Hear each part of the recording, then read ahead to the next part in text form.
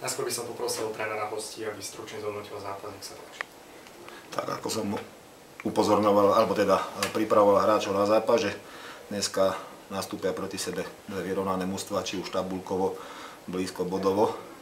Nakoniec to skončilo aj tým nerozhodným rezultátom. Jedine, čo dneska bolo iné, tak bolo to, že domáci mali po väčšinu zápasu územnú prevahu. Na šance to bolo v podstate takisto vyrovnané a jedine snad v tomto nás prečili, i keď mi neprislúcha hodnotiť domáce mužstvo, takže v tomto atribúte boli lepší.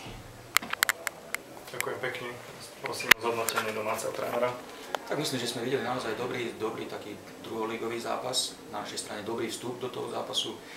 Dostali sme sa do toho gólového vedenia. Škoda, že sme nevedeli trošku nadšenie z toho gólu a nepridali sme druhý gól a ten super bol prvý polčas efektívny po našej chybe pri štandardke.